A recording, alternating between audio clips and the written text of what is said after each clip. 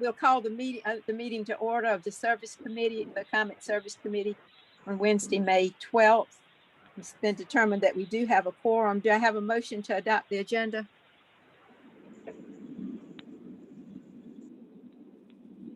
I'll move adoption of the agenda. Do I have a second? Second. Seconded by Mr. Ratio. All in favor? Aye. Aye. Aye. And any opposition? Hearing none, we will adopt the agenda. And the next item is the Midland Transit Riders Association Hina update. Edwards. Do we have anyone Join the reporting from the meeting. transit riders?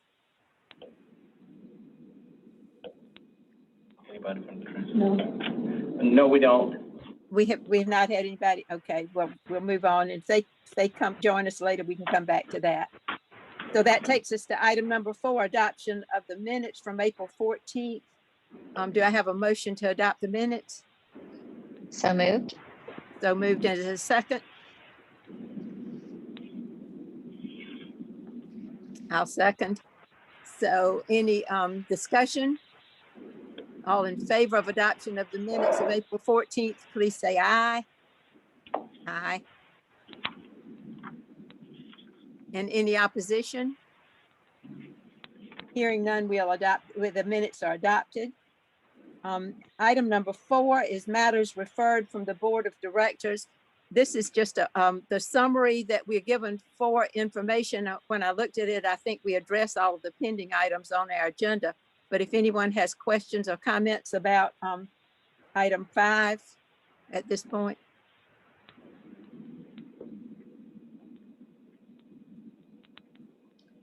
Y'all are a quiet group today.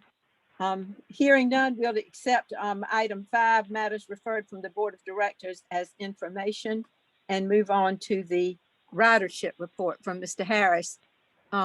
I didn't have a summary of data of the ridership in my packet. Eric, will you just walk us through what the major items are? Absolutely. And I'll make sure that information gets out to everyone. I just received it this morning, but I was able to do some type of analysis. That way you guys can have insight on where we are. For the first quarter of the year, the weekday service, we're down 50,706 passengers from last year.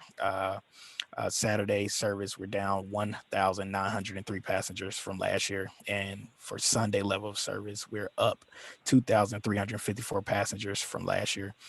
As it relates to this month's ridership report, we're down 13% from last year for weekday. We're up 1% from last month. For Saturday level of service, and for Sunday service, we're down 4%. So not too bad. I think we're still moving in the right direction as for now. But for the routes that are doing really well, we actually have.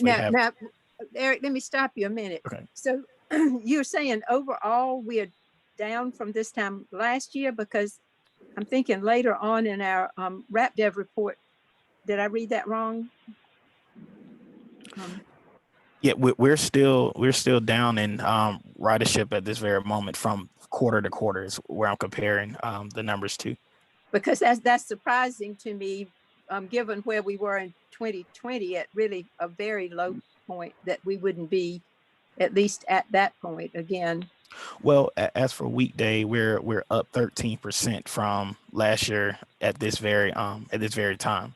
Okay, I missed that. That's what I misunderstood, that we're up. Okay, that makes more sense. Okay. But as for the routes that are really doing well, we actually have a U of SC route that I like to highlight, which is the yellow route, Route 15. It's doing really well right now. Route 47, Eastover and Gaston. Route 93X, that's the I-26 express route going towards Newberry. And that route there, we have to monitor that closely. It's not much ridership, but it looks like it may be gaining some traction over the next couple of months, as you know, because we just reintroduced the service along that corridor. Route 42, Millwood, their route is doing really well for Saturday and Sunday. They're actually up 98% from last month. So we have a lot of activity going on there. So we will definitely take that in consideration as we move closer to implementing and coming up with a final decision for Reimagine the Comment. As far as in challenges, Route 88 is the major concern right now. And from what I'm seeing, we went from, well, we have 0 passengers that were reported for the month of March, and for the month of February we were at 1 passenger, but in January we had 98 passengers.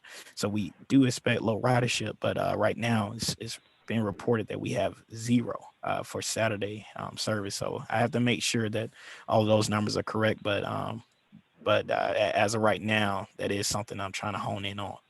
Okay. So does anyone have questions for Eric?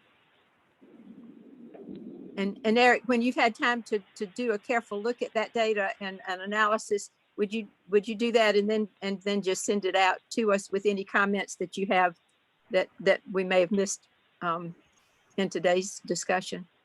Absolutely. Okay.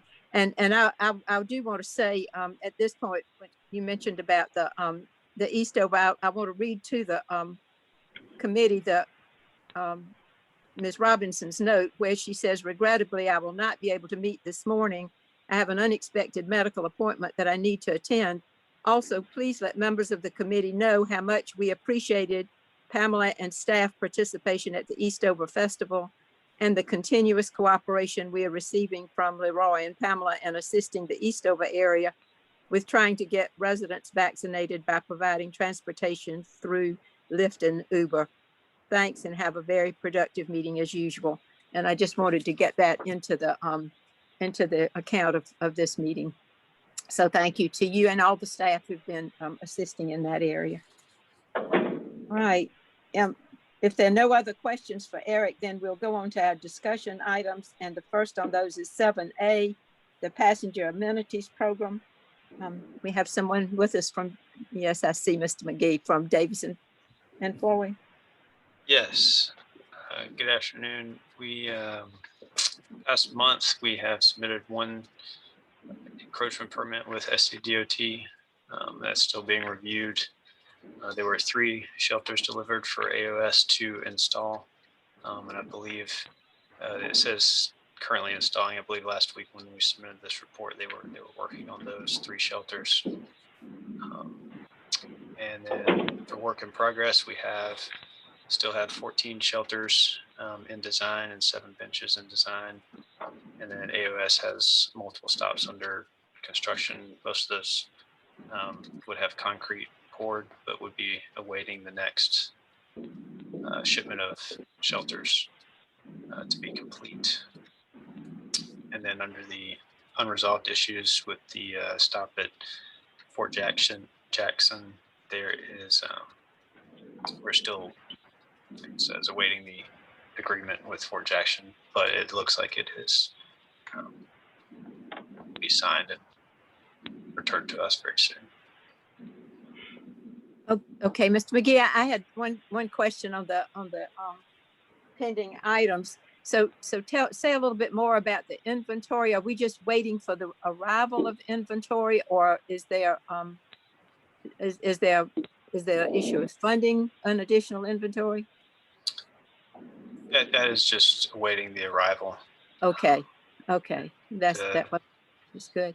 And then the only other comment I had was that I remember Mr. Fergus, I'm sorry he's not on the call yet this morning, but today, but that he was asking about amenities on Two Notch Road where we have riders. And I noticed that it looks like 3 of our shelters that you reported on this month are on Two Notch Road. So is that likely, and Eric, you might want to chime in on this, is that likely to help us relieve some of the concerns Mr. Fergus had? I believe it would some. I think his concerns were on potentially the other side of the road. Oh, okay. Which may be, and with people crossing that road, it's very familiar with the area he's talking about. It's a higher speed, and there's not marked crosswalks and at intersections and things like that. Okay, so the new shelters won't really address the problem of having people having to cross the road to get to the stop. So Eric, could we we just make a note of that being an area of concern, because I do know that safety is an issue when we're trying to get people safely on the bus as well as riding them safely. Absolutely. And again, we've been working with SCDOT to make sure we account for that. We're working on a project now where anytime they are they're planning to install a crosswalk, they want to make sure that they coordinate with us to make sure it's a complete street project where we're placing a bus stop on the other side of that corridor. And it's the same thing on the other end of the spectrum where we have bus stops. We provided them a list of those stop locations to see if they can prioritize those corridors to place a crosswalk there currently to make sure it's a safe crosswalk. Okay. Safe. I'm really trying to get an image of what a crosswalk would look like on Two Notch Road where you talk about fast moving traffic. I mean, that's just problematic in my mind about what that might be like. If I'm trying to cross. A crosswalk there would have to be at an intersection. It wouldn't be in the middle of the road. street. Okay. Yeah. Okay. Well, that certainly would make sense to me. Any other comments or questions from Mr. McGee? If we not, thank you so much for that report. Thank you. On the Carolina Crossroads project update, Leroy and Eric, you go have an update for us there. Yes, Madam Chair, we did have a chance to have a meeting on April 26th with SCDOT, with Doug Freight and his staff, the project manager, and talking about Carolina Crossroads. And just an update, back on May 9th, they did say that the first phase of the project is set to begin next spring.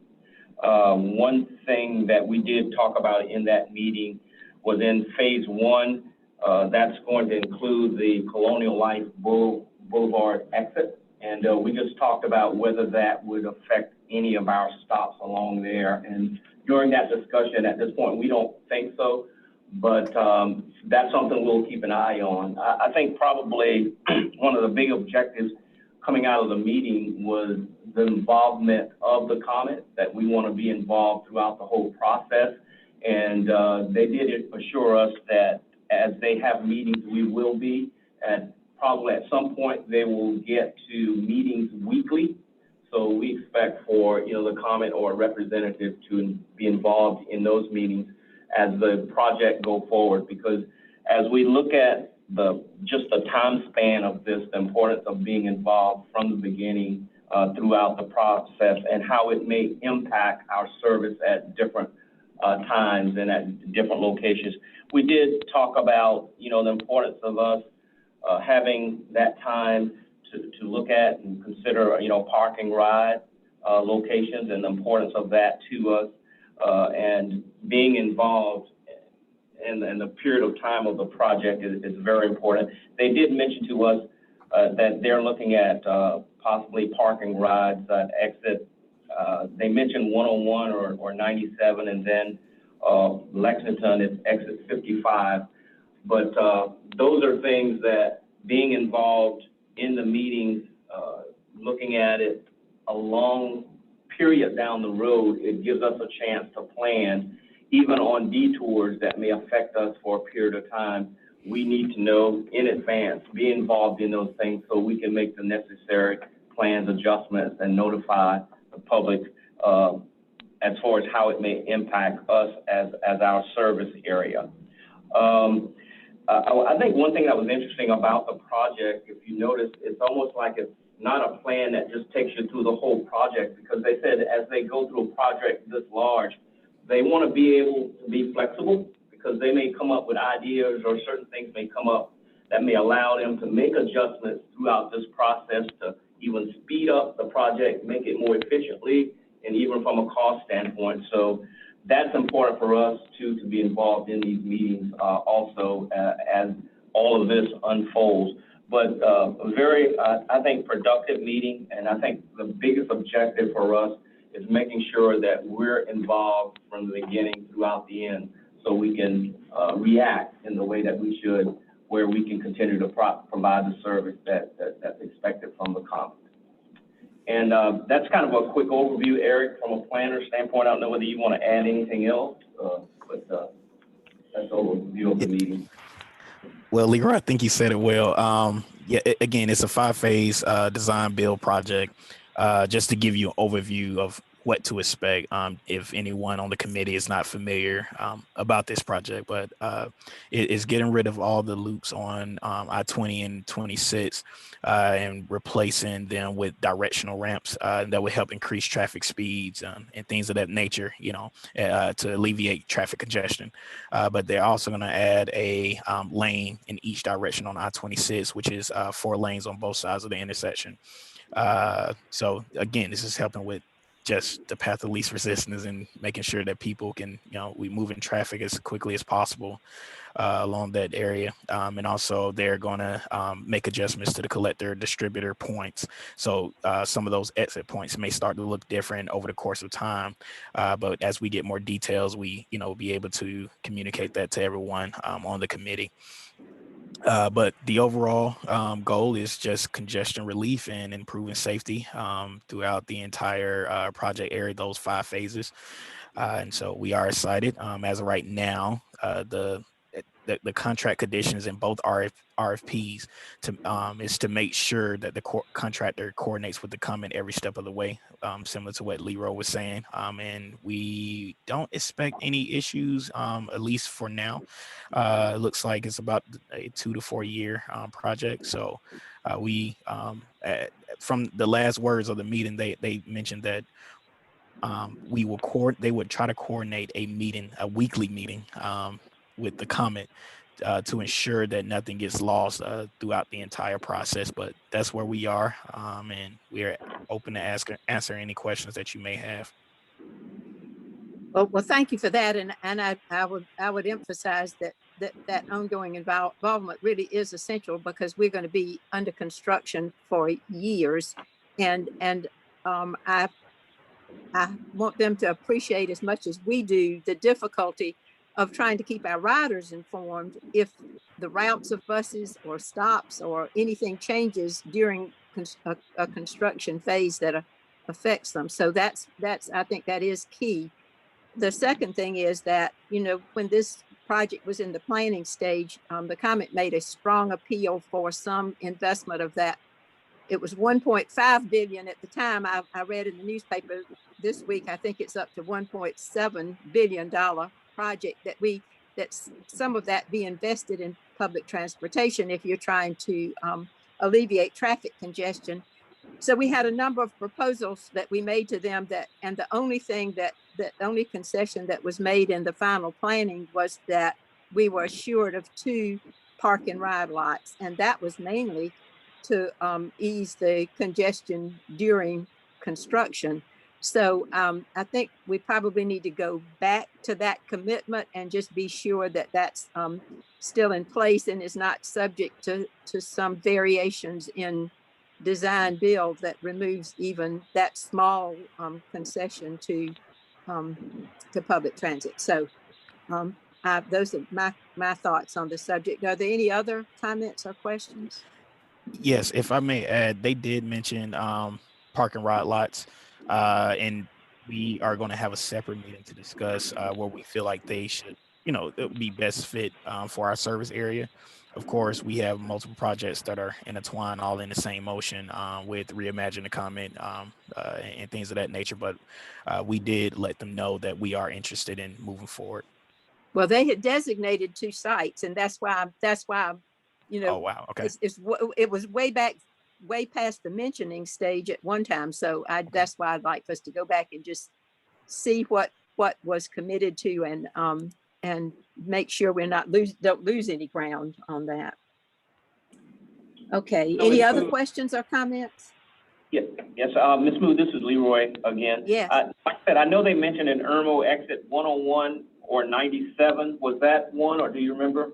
I don't have those locations in my mind, Leroy. That's okay, why and we can follow up on that. And okay, and he also mentioned in Lexington exit 55 I think that's off I-20, so we'll see if we can find something else on that.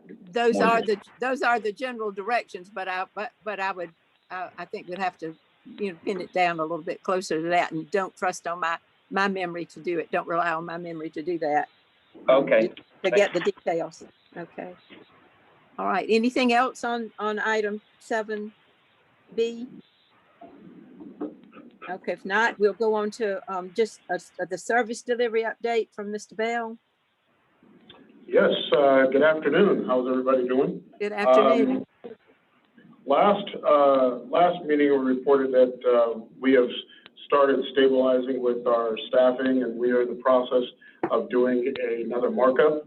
Right now, as it stands, the markup itself for the operators has been posted today, as a matter of fact, with the operators being scheduled to start picking their new runs on the 25th and the 26th of this month, with an expected go live date of the 31st.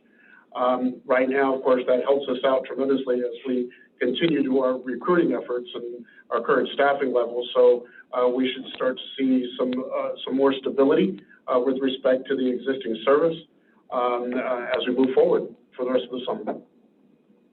Okay, and I realize, Mr. Bell, that there's a lot of overlap between this item and your report on RAP Dev operations. So I think we may be able to talk about some of the specifics more when we get down to item G on that different persons on your staff may have specifics to offer. Okay, So, that'll be fine. Yeah. Does anybody have a broad question about service at this point?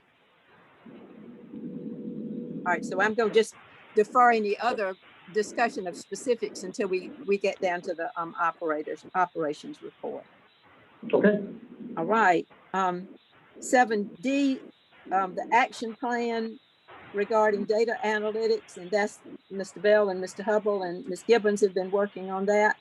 And that involves the both the transition for strategic mapping and any work you've been doing with solutions for transit. Hello, Ms. Moon, this is Tanisha. Yes. So as of right now, we don't have many updates. The standstill agreement has been extended to the end of July. And there's also been an agreement approved for the comment to receive an abbreviated invoice for February and March. We've received the February invoice and it's in the process of being paid.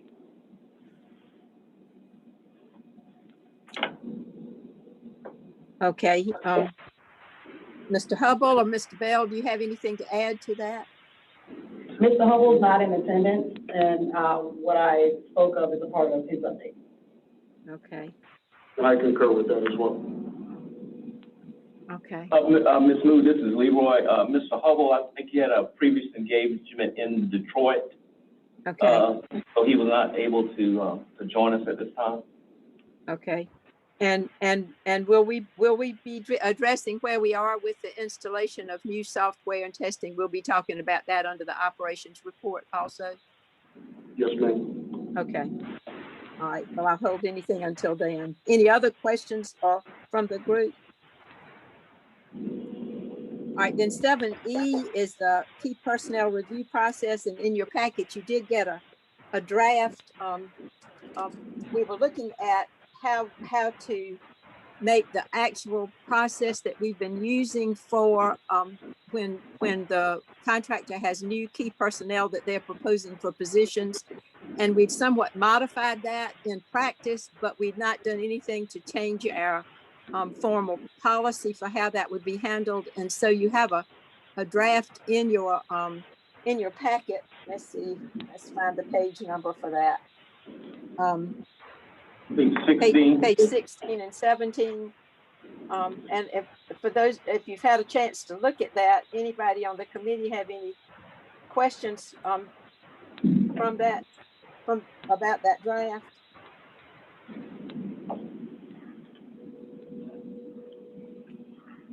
Ms. Moon, this is Leroy. We did pass this by legal, so they did have the opportunity to review this. Okay, so they don't see any legal problems. Well, I had a few questions I'd like, points I want to talk about. essentially what this process outlines is that we have requirements in the contract for key personnel.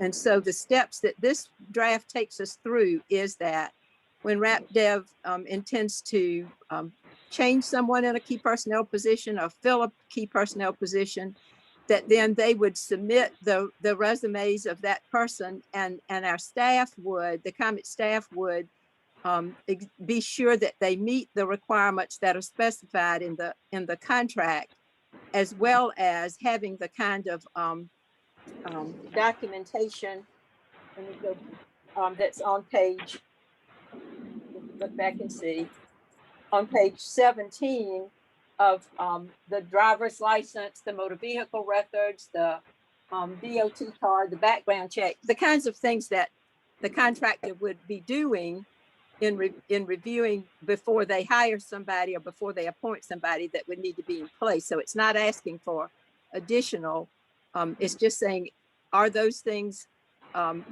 present? Does the person proposed meet the contract requirements? So then the staff would report to the service committee. And what this draft, as I understand it, says then is that if all of those requirements are met, then what we're asking is that the board delegate to the service committee the authority to accept the new key personnel without it having to go to the board once we've confirmed that all those requirements have been met. Now, here's the piece that I think we might need a little bit of additional wording in the policy or the procedure, is that if they do not meet some of the requirements. Now, let me just give you a for instance, like say the one that says they've had to have experience with a 4 years experience with an organization that has 150 operators or employees. Well, suppose they did have the 4 years experience, but there were only 135 operators. This is just a theoretical. Then the staff's responsibility, as I see it, would be to let the service committee know if there are any areas spelled out in the contract that this potential appointee does not meet. And at that point, I think my expectation would be that the service committee would review those discrepancies and make a recommendation to the board on whether we should accept that appointee with the variances in the experience or the that are specified in the contract. I don't think the service committee, I don't want to ask for authority for the service committee to approve something that doesn't meet the contract requirements. I believe that deciding to go ahead and accept that person's appointment with the variances really has to be a board decision. That's the main thing. That's the main difference in what's described for us and and really it's just an addition to saying what happens if they don't, if those requirements are not met. I know at one point we were depending on the staff to say this person's not acceptable because, and I'm not going to that. I'm saying the staff's responsibility is to alert this committee if there are variances. And then the committee has to review and decide how critical are those and what is our recommendation to the board if the person does not meet the specified requirements. Does all that make sense? I need some feedback from you all. For the board, for the committee members, do you understand what and the staff, are you understanding what I think the language that needs to be added about how we handle any shortfalls in the specified requirements in the contract? Yes, Ms. Mood. Yes. So I feel like what I'm hearing is that, if someone is, I don't know, if someone was not acceptable, they shouldn't even be bringing them forward. But if there's a variance, that is that is kind of what we're concerned with. Of course, if they meet and exceed all our expectations, then we can just approve them straight away. But that any kind of variance would be just brought before us. And that doesn't mean that they are not qualified for the job. It just means that, we should know what they are and be on record as having approved them. Is that That's kind of right. what we're getting? That we're Yeah. accepting with that full knowledge, right? And Allison, my thinking is that because what we'd be asking is that the board delegate that authority to accept if all the conditions are met. And so it wouldn't have to wait for the next board meeting, go service committee to board. But if there are variances, my thought is that that needs to be on the record as the board being aware of that and still saying, yes, we want to accept. Or if they seem large enough, saying that's not acceptable, that needs to be at the level of a full board decision. How do you feel about that? Sure. I think, if something was recommended that if you have 5 years of experience and maybe you have 1, maybe that's significant enough that we forward that onto the board. But I think that's something that as a committee, we can hear and consider, and I suppose take a vote on. We would vote on our recommendation to the board. That's my thought. Yeah. Yes. Yeah. So, well, Leroy, I know that you all are listening and taking notes, and we'll have the record of the committee. But I think I'm not ready for us to go with what we have right now to the board at its next meeting. And we have a pretty full agenda for the board, and I don't want anything to distract from the attention to the long range plan at the next board meeting. So if we could just work on language to incorporate what we've talked about today into a second draft, I think we can deal with this at our next meeting and then proceed from there. Does that sound acceptable? Madam Chair. Yes, Ms. Burgess. Let me Glad to have you join us. apologize. I was here struggling, trying to get my Wi-Fi up, but I'm in total sympathy with you. I struggle all the time with that, but go ahead. yeah, but I hope I'm at the right place with Okay. key personnel. Yes, we are. Yes. Uh, So do you want me to just walk you briefly back through where I think we are with that? I heard some of Ms.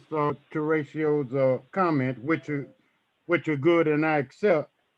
But that 150, when we got into that union thing with the RFP, that really stalled us and created a lot of problems with RapDev and the comment and some of the board members. So we need to clean up that language. Is that what you're planning to do? Yes, that is. And what what we're trying to do is to say that given today's discussion, if we get a second draft with incorporating some of what we talked about today, then we'll deal with that as an action item at our next meeting. That's good. That's very good. Thank you. Okay. Okay. All right. Then, so we're ready to move on then to the long range plan. And really, I asked to put this on the agenda because, that will be a major discussion and a primary discussion item for the board, and the decision facing us, as this committee is well aware, is the decision on how much will we be in our long range plan, how much will we be investing in terms of the percentage of investment in the system to high productivity ridership routes, and how much will we be investing in coverage routes. And it's not an either or question, it's a percentage, what emphasis will we place on each. So I just wanted to give an opportunity on our agenda today before the board meeting to ask the committee members if, after absorbing all of the material that we got from the consultants, if you had any questions or thoughts that you wanted to just be able to talk about briefly here in the board meeting before this comes before in the committee meeting before this comes to the full board. Does anybody have anything you want to ask or any thoughts you want to share on this at the committee with the committee?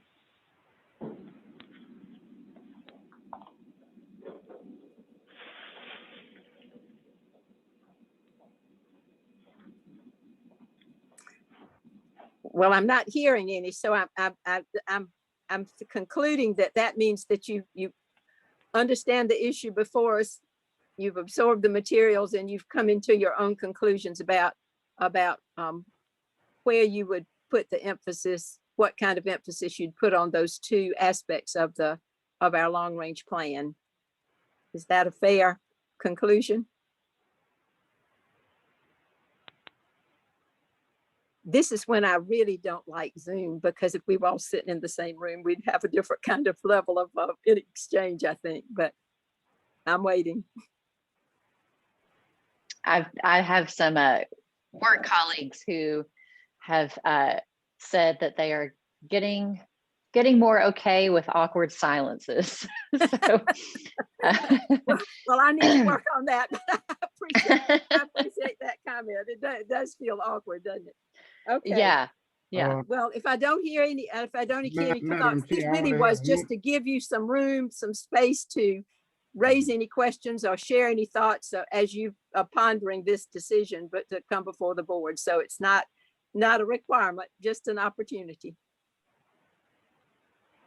And hearing none, then I think we'll just go ahead and we'll look forward to that discussion at the board meeting. All right, so that takes us to 7G, RapDev operations. And this is kind of a shared process. So we'll deal with these things one at a time. On-time performance, we'll just start with that. And Mr. Bell, I'll let you talk about the on-time performance and the 90-day test. And then Leroy, if you have things to add, we'll take those too. So. Thank you, Madam Chair. For the month of April, we ended up running a 40% on-time performance. As you noticed, over the last 3 months, we have been running within that percentage range. And that has, again, a lot to do with the transition from Clever Devices to strategic mapping. If you refer to the board packet on the particular item for on-time performance, you'll notice there's a picture on the screen on that slide there. That is an actual picture from our display and dispatch. And we'll be providing more information on that in the months to come. But that's where we're starting to see more of the vehicles en route connecting with strategic mapping as we get towards the end of the installation period. When I say towards the end, I'm respectfully saying that we are about 99.99%. I say that 1% is out there because we are running into some connectivity issues between strategic mapping and other devices that are on the vehicles, and we're trying to resolve those before we can commence the 90-day testing period. To give you an idea, strategic mapping was also included in, or what's included in with strategic mapping, excuse me, is the APCs, the automated people counters. Those are very critical to help us ensure that we're tracking the appropriate ridership per route and per bus. Of course, we want to make sure that everything is functioning the way it was designed before we start this training. Now, the on-time performance for paratransit did go up a little bit to 94.06%. That is only a 0.5% increase from the previous month. Paratransit continues to be the shining star here. Thanks to Dennis Franklin and his team at TCS. They're doing an outstanding job trying to maintain that strong on-time performance numbers. So that's what I have right now for OTP. Mr. Deschamps, do you have anything to add to that? I would just say, the biggest challenge that, like, I know you all can imagine, is taking out systems and putting in a system, and how do you make all that work? The system is installed, so it's now working through all the challenges that we have. We have IT here from our staff and also from our ETP dev staff, and sometimes you find you've got strategic mapping there, and when you try to do the connectivity, you find out that there's an issue. It may not be with every bus, but some systems. So all those things are being worked through, And I think the other thing is, there has been training being done with staff, but also with the operators, and that's going to be a constant focus of ours to get everybody used to the system and also to make sure that they're doing the things that they should, because it's kind of like what we get out is kind of like what goes in. So we have to make sure that everybody's trained and they're utilizing the system. The operators are logging in. So those things are critical. Like I said, it's just it's a big undertaking. And now the thing is to make sure it's operating and then make sure that staff is using it correctly so we can get the data, the information that we can rely on is key to all of this. So that's what our focus is going forward. Madam Chair, I have a question on this. Yes, Mr. Fergus. On this 40%, you know, the RFP required what, 95%? 85. 85. All right, now what I keep hearing is on-time performance is reliable on the electronics. Is that true? We don't have a backup manual to say when the buses are on time or not? Mr. We Deschamps, Mr. Bell, you want to respond to that? Yes, right now we are reliable upon the technology to accurately track OTP. As it's done in many cities, on-time performance is tracked at the GPS coordinates of every stop that is being registered in the system.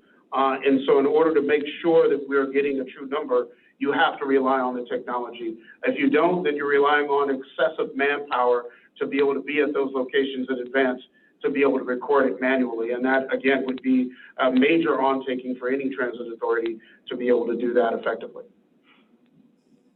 Okay, and so, I'm sorry, Mr. Fergus, did you have a follow-up question? Or? Yes, I'm, you know, we didn't have all this electronics before, and we could rate on-time performance. Now, it's a supervisor at the major transit center, and you're using the pulse system.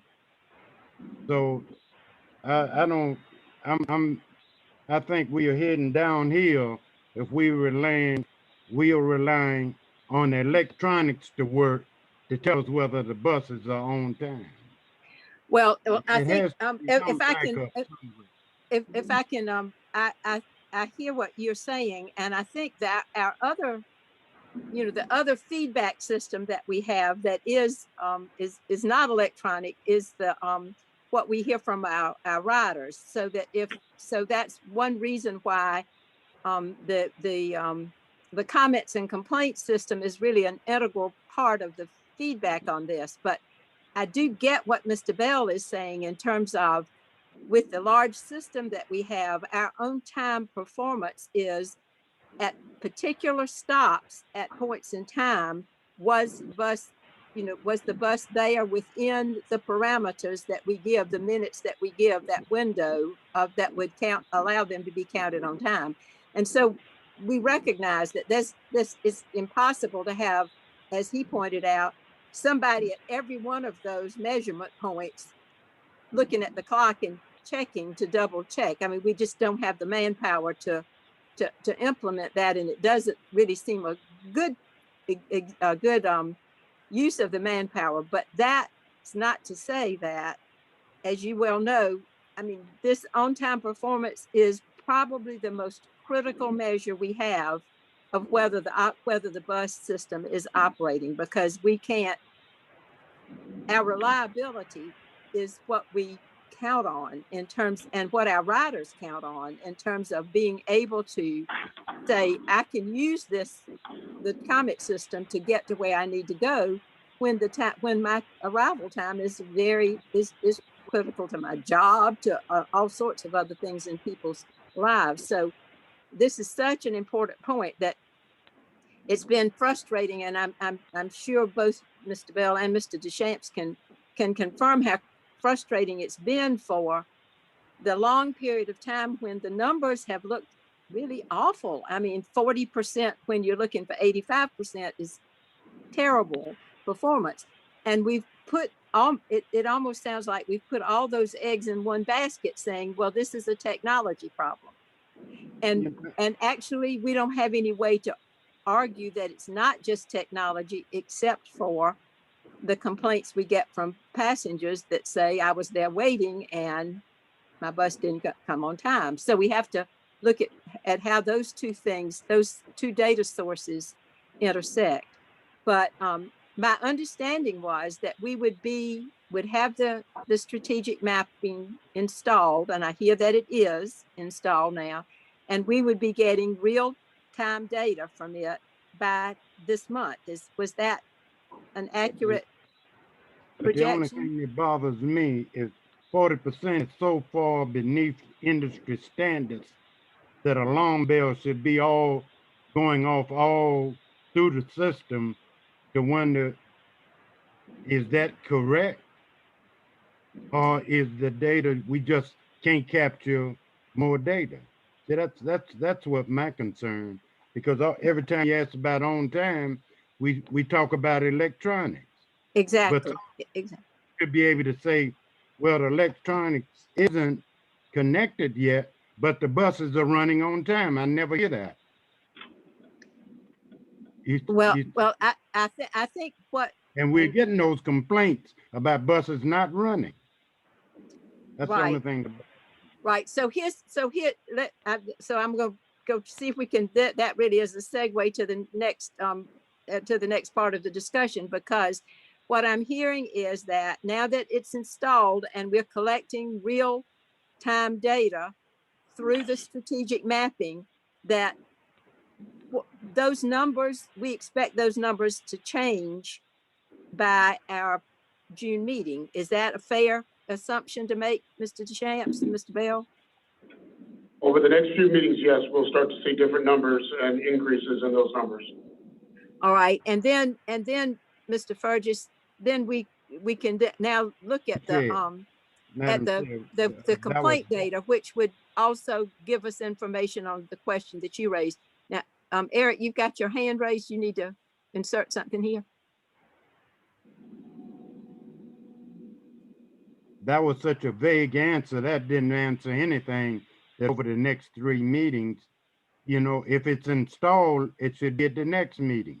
Well, we should be able to, we should be able to see, I'm expecting if all of this is an electronic problem, that we would be able to see a significant difference in the numbers that we're getting by the next meeting. Yeah, I mean, I think what Mr. Bell is saying is that they will be examining that and seeing if there are problems with it over the next 90 days. But my expectation is that would see something different. Mr. Harris, I was trying to recognize you. Did you have something to say? Eric? Yes, we can't hear you. You're not muted. You're not showing that you're muted, but we can't hear you.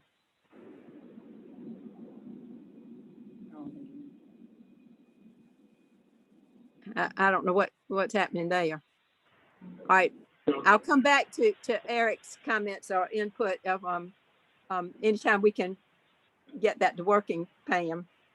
But Madam Chair, to try and help further explain why the numbers are the way they are and as they are going to continue to improve. When you're looking at the GPS coordination of every route, you're looking at each stop that is scheduled to be measured. Once you put the schedules into the system, once you make sure that that information is showing accurate, then you'll start to see those numbers improve. Right now, there has been some work on both the comment side as well as our TP dev side to make sure that that information is showing true and accurate. And once that is finalized, then yes, you'll start to see that. If we were to go off of just what we've turned it on, it's measuring, it's going to measure something a little bit off in comparison to what we know the system and the schedule was designed for it to measure. And so that's why we're saying that we're working through those outside of the connectivity between other devices that strategic mapping connects to. And that's, Did we lose? Um, Oh, no, I'm No, sorry. you're still with Oh, us. the screen went blank. So I thought we lost everything. So that's why it's taking some time to clarify and resolve those things before we can truly say that those numbers are accurate numbers and they're on the rise for improvement. And Well, also to, Ms. Booth, just also to, like, just to show you the magnitude of what we're trying to do. For example, the past week, we had to have staff go through every route and audit them and audit the time points and make sure everything there was correct. Sometimes when we do that and it's uploaded in the system, we find other errors or things that we have to go back and adjust. So we're doing that. So it's a lot of things that have to go right. It's you know, it's not an excuse, but it's just a challenge that we face that, you know, we're not going to stop until we get it right. But it's like sometimes you make one move and you find other things that you have to adjust. And with those things, staff, and when I say staff, I mean upstairs and downstairs, we have to work through those things. And that's the challenge sometimes you run into systems when you put information in. And, you know, that's where we are now. We're hoping that with that audit and uploading of that information, that all of these things are going to get us closer and closer to where we need to be. But a lot of times, like I said, we make one move, not necessarily knowing that it's going to force us to address other challenges. And those are the things that we want to make sure that we do all the things that we need to do. So when we get to that point, it's operating and it's giving us the data that we need to. And you know, that's just the challenge that we face. And we're working together, you know, as a team. And like I said, it's just a challenge, but we continue to work towards to get it resolved. Well, I do appreciate that we're dealing with a large volume of details, and that I hear what you're saying about that. And I want to say also that even though the committee really looks at this at that broadest level and kind of what is the bottom line of the overall percentage of on-time performance, that really we are expecting a lot more from this system than just 40%, 85%. We're expecting this to give us the ability to say which routes are having difficulty operating on time, and at what times of the day are they having difficulty, and what are the variables that contribute to any difficulties in on-time performance, not just overall, but really route by route, because that's the way we begin to solve problems. And so it's essential that the details be right, because that's the only way we have credible data to make decisions on correcting problems. So anything else? Eric, you're back on with a face. Yep. So did you have something you wanted to contribute to this discussion?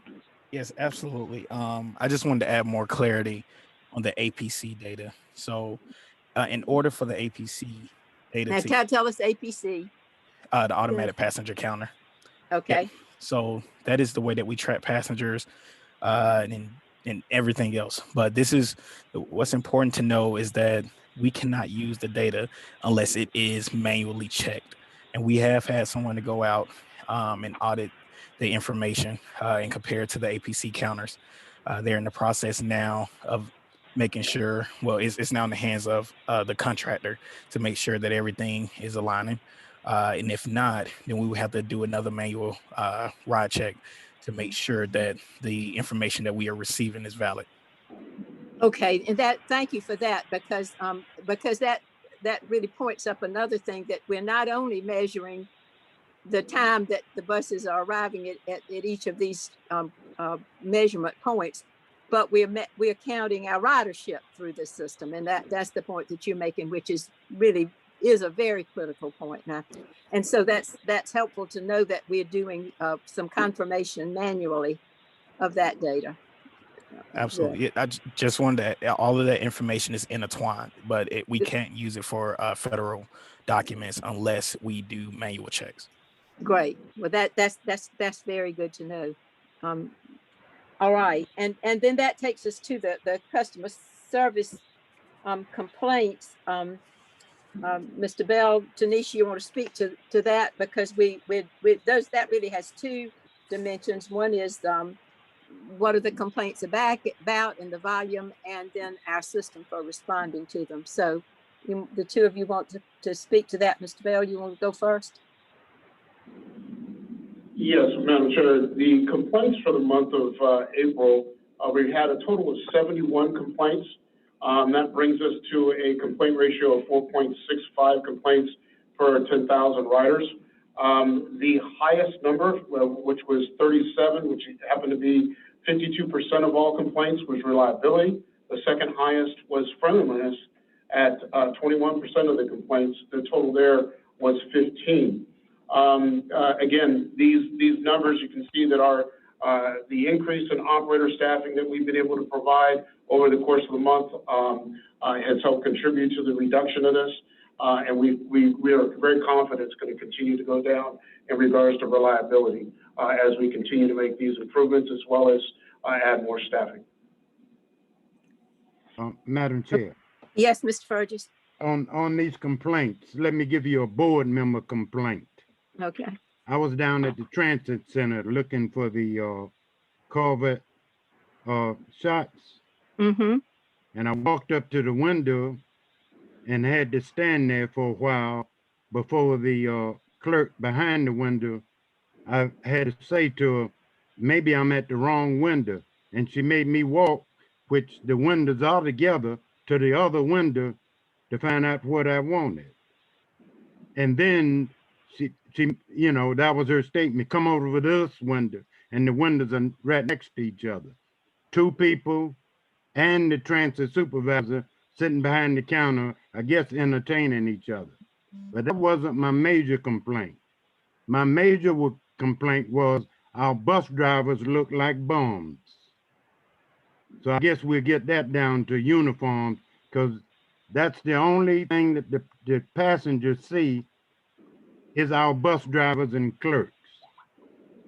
And I wasn't impressed with them at all. And I went back down the next day with Derek, and it seemed to have been cleaned up.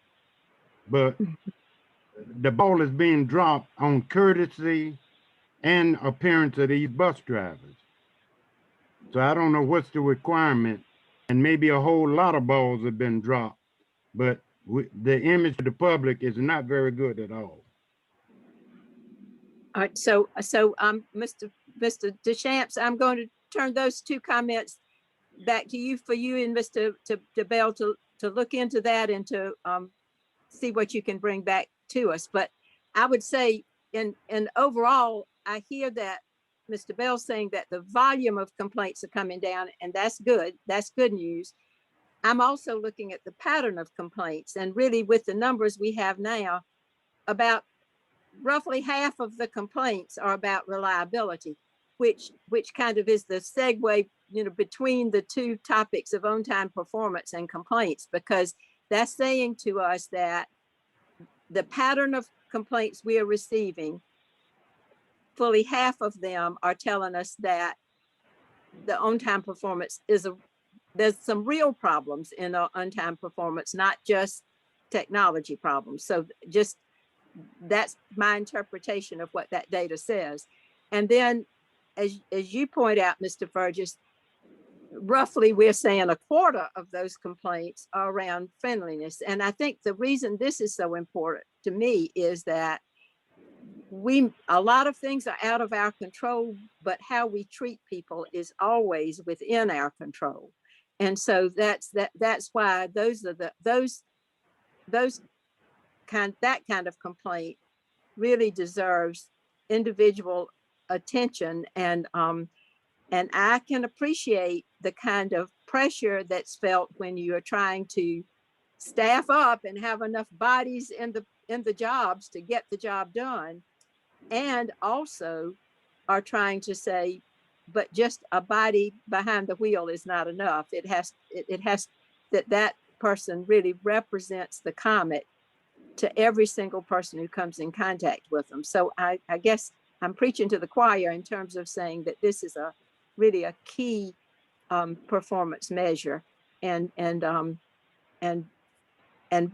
whatever needs to be done to have staff appreciate the fact that they are more than just someone filling the slot for a job. They are a representative of the whole system to everyone who comes in contact with it, whether they then choose to be riders or not, sometimes depending on that. We've talked a little bit about staffing, and Mr. Bell, can you say any more about where we are with filling the vacant positions? And Yes, ma'am. Actually, today, the level of operators that we need to provide service, we currently have. We continue to hire in order to make sure that we're filling our backup staffing. And we plan on being able to be there come June. So, right now, things are looking good from a staffing standpoint for us. And we are prepared to provide the regular service. So we're good on that area. well, that's encouraging. And then, yes. I also wanted to add that with respect to complaints, our KPI right now from an agency perspective is 6 per 10,000 riders. And this month we are below that, and that's one of the goals that we have set forth for us here. And I do understand that you're you're meeting the requirements of the contract for that. But I also want us to keep just a laser focus on how we can be the best representatives to the public that we can possibly be. I thank you for that. Of course. All right.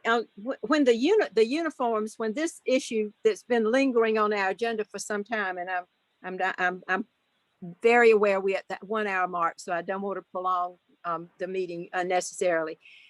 But we were at a point where there was a lot of discussion about how many different kinds of uniforms we needed to have, and can you just tell us quickly where we are with that, or whether that's no longer an issue, or just give us a little quick update? Well, I know with respect to uniforms, we've had several discussions that involve, of course, the comment and RTP Dev ourselves and the consultant. They're discussing the uniforms, and right now we're in phases of trying to finalize exactly how that's going to look. The details haven't been worked out just yet, but we are working on that collectively.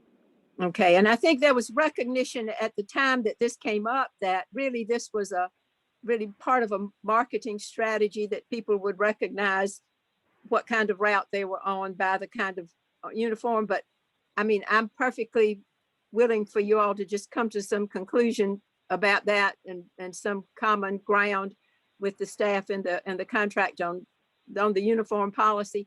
I think the point that Mr. Fergus makes, that people that they present a good appearance to the public and that they're readily identified as someone who's a Comet employee in their job, are the two main issues for us as service providers. I'm open to any other comments on that. Ms. Mood, this is Leroy. Like Maurice mentioned, we're in the discussion now of looking at the uniform situation, because during our discussion, I think last week, we identified 5 different uniforms, and that can be kind of challenging and confusing, and I think that's what we're running into. So what we're doing, we're in discussion now to see, based on those 5, what can we get down to where we feel is reasonable. But more importantly, whatever we decide, then we need to make sure that that objective as far as uniforms, that's going to be delivered day in and day out. Like I said, with 5 different uniforms, we feel like it did get confused, or it is, and looking at that in the contract. So we're trying to narrow that down where we can get, basically, like Mr. Fergus said, you want an operator, or whether it's a staff member, whoever, you want them to be presentable and in uniform every day. And we think that will help, but that's where we are in the discussions now. Well, that sounds to me like you're proceeding in the right direction. So we'll just continue to have you update us of where you are. And then the other item was the media participation, and this was, I mean, at a point in the far past right now, it seems, but, and Pam, you can help me with this, but we just wanted to be sure that we had a smoothly operating process, that when Pam and her staff get a request from the media that they want to interview someone around a news story or around a press release, that we have a smoothly and well understood process for access. You know, very often they want to hear from a driver or someone else in the system. And we just wanted to be sure that this item is just addressing, do we have a well understood and a smoothly operating process for being able to respond to media requests? And Pam, you might be you're the one to speak to that. Yes, ma'am. We have not formalized that process yet, but I do work with our TPDF staff, including Mr. Bell and Mr. McKelvey, when the media wants to interview someone more boots on the ground, like a driver. They have not requested any interviews with them, but we'll work together to put something in place formally so that everybody knows what that process looks like. Well, and I want you to understand that's not so much for the committee's benefit, is that's for just the smooth operations of the staff and the media, so that we don't run into some of the rough spots that we ran into about whether there was agreement about someone being a spokesperson for Right. the comment in media appearances. Yes, So, ma'am. so that doesn't sound like it's a problem now. It just sounds like you're working on the details so it doesn't become a problem. Yes, correct. Okay. All right. Does anyone have any other comments or questions around anything that we've been discussing? And Madam Chair, we did skip over bus stop and fleet maintenance. Did you mean to do that intentionally, or? No, well, that's a part of the transit operations report. So that's appropriate for us to talk about. Yes, now. Oh, I see what happened to me. When I printed this out, it skipped from B down to E. I've got you. So that you want to go back and pick up the C and D? Yes, from a bus stop maintenance, last time I did report the number of stations, or I should say bus stop facilities and shelters that we were providing cleaning for. That is going well. We don't have any challenges in that area. Again, it comes back to operator notification through complaints when we find out that an actual shelter is in need of attention. But out of the 35 shelters that we currently provide service to on a daily basis, that is being addressed. In regards to other maintenance, again, that is based on what is observed and what is reported. And the hope is to, in the future, try and implement other technologies so that we can increase the response time to those issues before they become true complaints. Thank you, because I think, you know, we have our own built-in monitoring system because our drivers drive past those stops. And so we have our own internal reporting of possibilities for problems, as well as hearing from external sources. So thank you for that. Any questions for Mr. Bell on bus stop maintenance? And then what about fleet maintenance? We read in your report about the preventive maintenance being done on time. And what about anything else with cleanliness or other items in that? Yes, I apologize. I want to make sure I'm quoting you exactly as we've reported. As time goes on, of course, my memory gets shot. So I apologize. But from a KPI standpoint for routine maintenance, we have last month, if I pull this up here quickly, I apologize.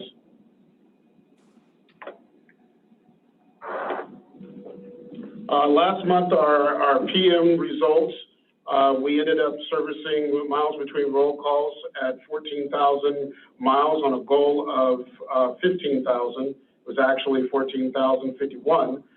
We had a total of 19 roll calls for the month of April. Now that is a little bit down from the month of March, and that's something that, of course, our maintenance crew will be working on.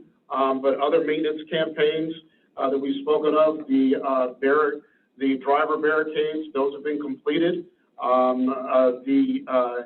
The UVC, the FAR UVC tests have been completed, as well as the employee gate has been installed.